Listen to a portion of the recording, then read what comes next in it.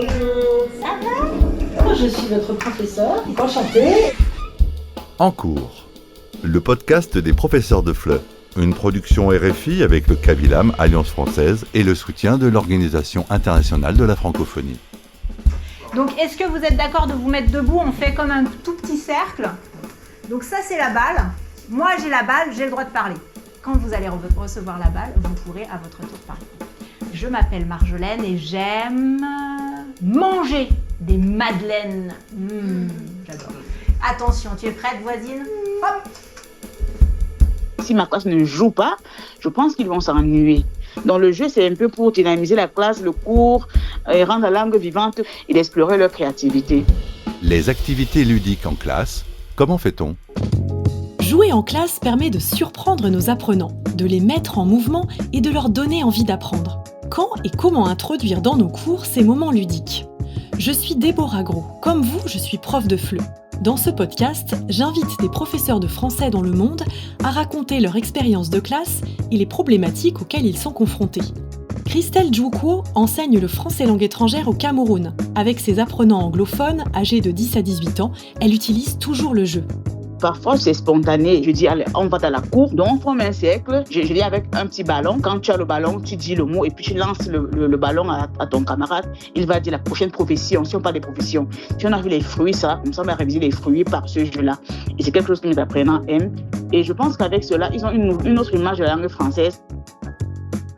Comment adapter, n'est-ce pas, son jeu à son public? Parce qu'il y a des enfants timides, il y en a qui sont plus actifs, il y en a qui n'aiment même pas jouer du tout. Alors, comment on fait jouer tout le monde et faire participer toute la classe? Tout le monde n'aime pas forcément jouer ou tout le monde n'a pas la même manière de jouer. Un jeu dans lequel il va falloir bouger, ça va plaire aux profils d'apprentissage qui sont plus kinesthésiques.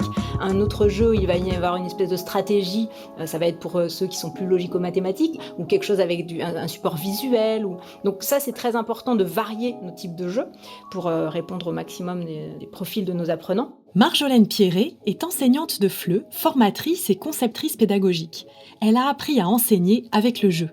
Elle nous invite dans sa classe au CAVILAM Alliance française à Vichy, en France. Ça marche à vous, parfait. On continue, tu lances la balle à quelqu'un. Hop. Et je m'appelle Conwan. Oui. Et j'aime étudier le français. Est-ce que ça marche? Tu t'appelles Gunwon. Oui. Donc tu dois aimer... Gagner. Peut-être qu'il aime gagner, Souine. Est-ce que tu aimes gagner? Gagner l'argent. Ah, gagner de l'argent. On peut avoir quelques petits objets comme ça qui nous donnent une matière pour pouvoir faire un jeu, comme une balle et lancer la balle pour pouvoir avoir la parole et créer des petits jeux comme ça. Même une balle en papier, des petits accessoires comme ça qui aident le prof à se sentir investi de cette fonction d'animateur de jeu. Je vais faire le tour pour voir si je me souviens de tout le monde. C'est Greta qui aime les glaces. C'est Vita qui aime voir la nature. Par rapport à la timidité, moi je pense que si on les met en confiance et qu'on crée des équipes dans lesquelles il va y avoir effectivement cette collaboration, ils vont être soutenus en fait par le reste de l'équipe et ils auront tous leur moment où ils seront plus à même de pouvoir jouer. L'argent! Oui! J'ai une bonne mémoire! Le lycée bilingue des Cantés d'où je suis est un tout petit lycée dans une zone rurale, Louis Consamba. C'est récemment que nous avons eu comme des projecteurs. Donc du coup, avec nos apprenants, on devait faire avec ce qu'on a sous la main, qui n'est pas forcément technologique. Comment faire jouer une classe quand on n'a pas ou peu de ressources, quand on n'a pas accès au numérique? Ok, donc là on va jouer autour de la famille. Pour jouer, on va faire 2 équipes. Mais je voudrais bien que vous choisissiez un nom pour votre équipe. C'est important d'avoir un nom d'équipe. Moi, je trouve qu'on peut jouer très facilement en fait en mettant en forme, par exemple, un quiz de révision. Si on le propose d'une manière ludique, en faisant des équipes, tout de suite, ça va créer une compétition entre les 2 équipes et ça sera beaucoup plus stimulant. Et là, il y a besoin de rien du tout en fait. Donc ici, on a l'équipe qui s'appelle les Jasco. Japon, Suisse, Corée, les Jasco. Je trouve ça super créatif. Marjolaine propose justement de faire d'une simple révision sur la famille un quiz sportif. C'est plus dynamique que des questions à l'écrit. Mais c'est très bien les championnes. On garde les championnes. On va aller, les championnes contre les Jasco. Pour ce quiz, elle utilise un support visuel qu'elle projette au tableau. Un arbre généalogique de la famille et de la belle famille du président français Emmanuel Macron. On y voit ses frères et sœurs, ses parents, beaux-parents, etc. Donc ça, c'est notre support de départ. Et moi, je vais vous poser plein de petites questions sur les liens de parenté entre ces personnes.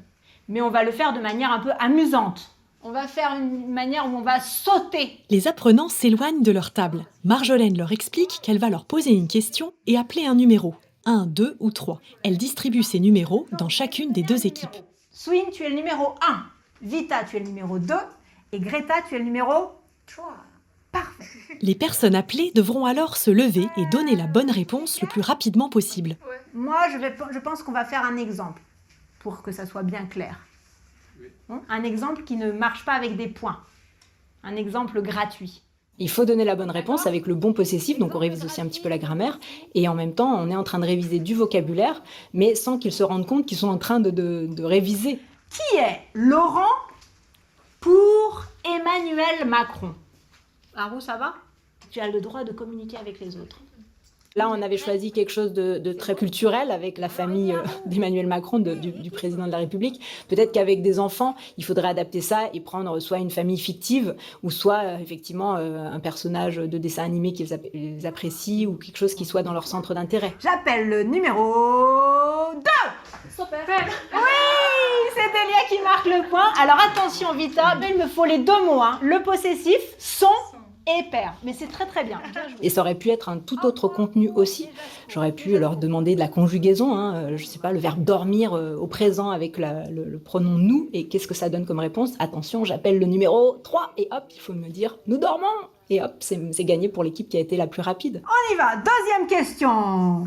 Qui est Laurence pour Tiffaine? Pour bien jouer, il faut avoir compris les règles du jeu avant, sinon on peut pas jouer comme il faut. Parfois, quand on explique un jeu, une manière d'être sûr que la classe a bien compris le jeu, ça peut être de faire reformuler la règle du jeu ou la consigne par un autre élève, justement, parce qu'il va peut-être le dire d'une autre manière que la nôtre. Et puis après, de faire un exemple avec sa classe pour être sûr qu'avant de commencer le jeu, effectivement, tout le monde a bien compris le principe. Ça rassure beaucoup d'avoir plusieurs étapes pour faire comprendre les règles. C'est une égalité, 1 point pour les championnes, 1 point pour les Jasco. Bravo. Quelle synchronicité. Donc là, c'était difficile parce qu'effectivement, c'est le pluriel, hein, c'est ses frères. Parce qu'il y a 2 frères. C'est l'idée aussi de bouger parce qu'il faut se lever. Et ça stimule un peu plus la classe, ça donne du dynamisme de devoir se lever pour donner la bonne réponse. Il y a un petit côté effectivement sportif, donc c'est rigolo. Et ça, c'est pas quelque chose de courant dans la classe. Souvent, on reste assis pendant plusieurs heures, ou en tout cas au moins pendant 1 heure, donc ça réveille un petit peu nos étudiants et c'est chouette. Alors après, il faut faire attention parce que parfois ça crée beaucoup d'agitation et c'est vrai que les classes qui sont à côté peuvent s'en plaindre, donc il faut aussi anticiper ça, se dire ok, est-ce qu'à côté de ma classe, il n'y a pas le prof de maths qui fait un contrôle ce jour-là et il ne faut pas que je fasse trop de bruit. Et parfois aussi, il faut gérer l'après-jeu.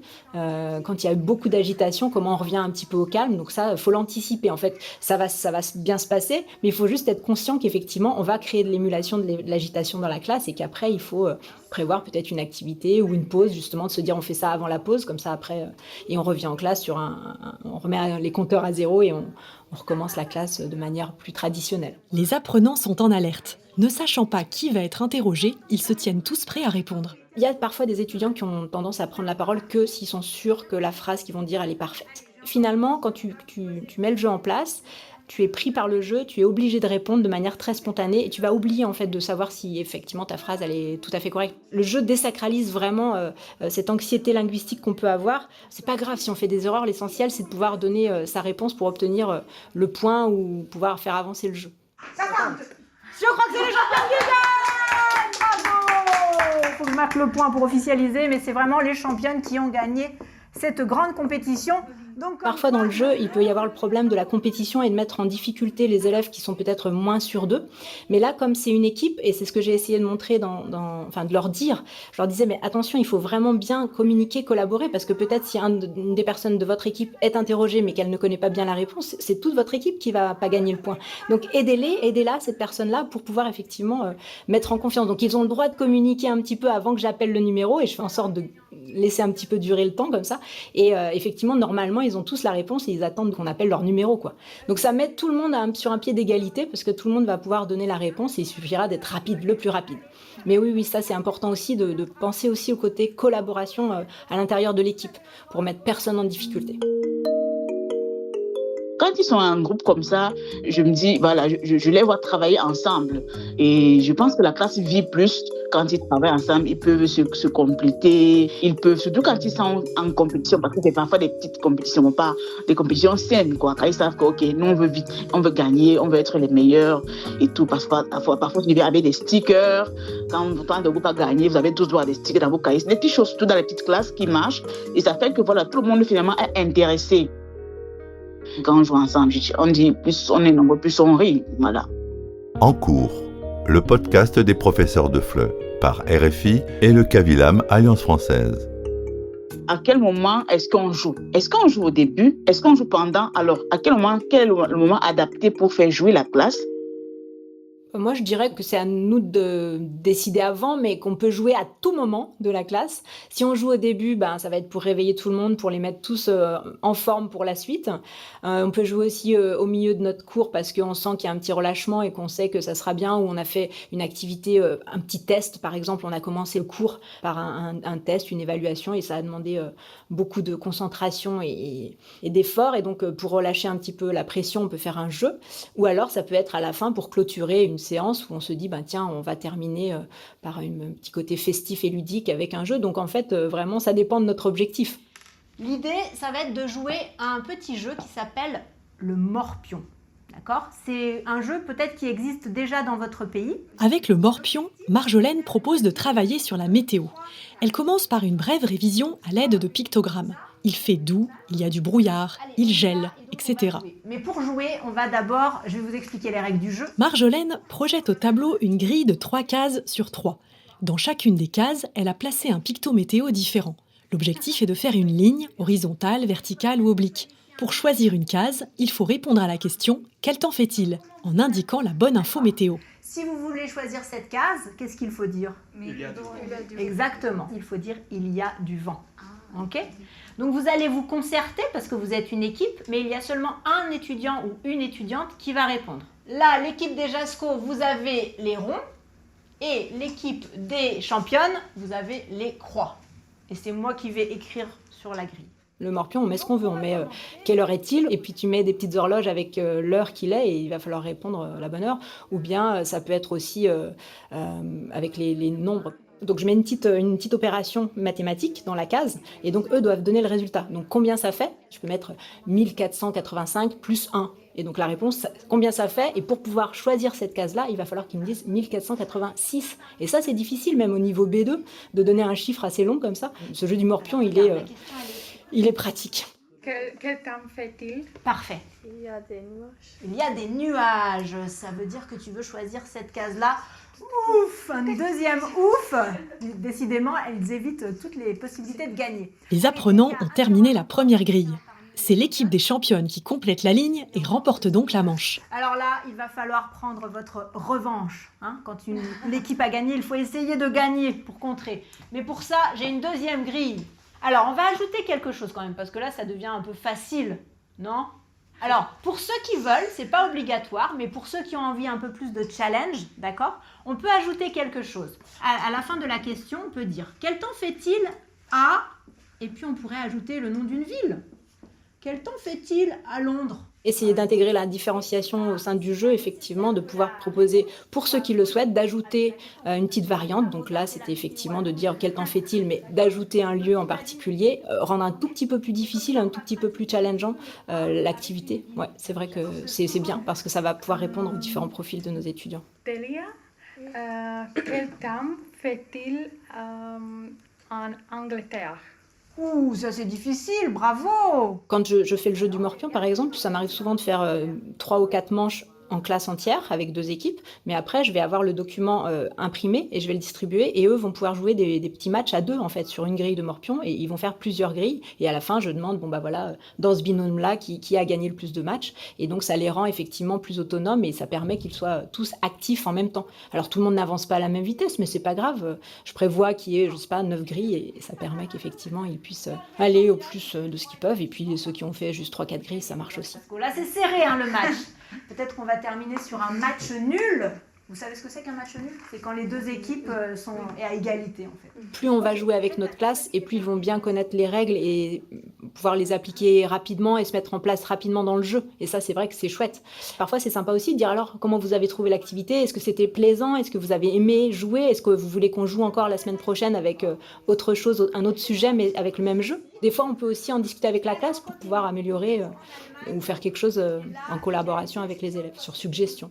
Et parfois même, je prends le jeu comme une sorte d'évaluation informelle, parce qu'à travers le jeu, je note certains qui ne peuvent pas écrire, mais qui peuvent quand même parler quand on joue. Alors, je note à partir de cela, je dis, oui, tu n'as pas bien fait, tu n'as pas bien composé pendant l'examen, voilà. Mais pendant qu'on fait les jeux, je vois que tu joues, tu as réussi à parler. Ça nous permet, nous, en tant que profs, de pouvoir observer la progression de nos étudiants, de pouvoir évaluer à travers le jeu, de se dire, bon, bah là, visiblement, tout le monde réussit à répondre, à jouer, donc ça veut dire que c'est bon, ce vocabulaire-là ou cette notion de grammaire, il la maîtrise, parce que là, dans le jeu, je vois bien qu'il n'y a pas trop d'erreurs, donc ça peut être un bon moyen. Mais donc c'est super précieux, c'est une manière un peu détournée, un peu cachée d'évaluer nos élèves sans qu'ils s'en rendent compte.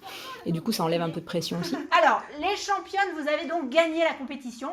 Et donc, vous avez le droit de choisir entre les petits gâteaux italiens avec du Nutella ou les madeleines françaises au chocolat. Quand on joue dans la classe, on va aussi donner l'opportunité à nos apprenants de pouvoir effectivement apprendre à jouer ensemble, apprendre à collaborer, apprendre à perdre, apprendre à tricher peut-être aussi.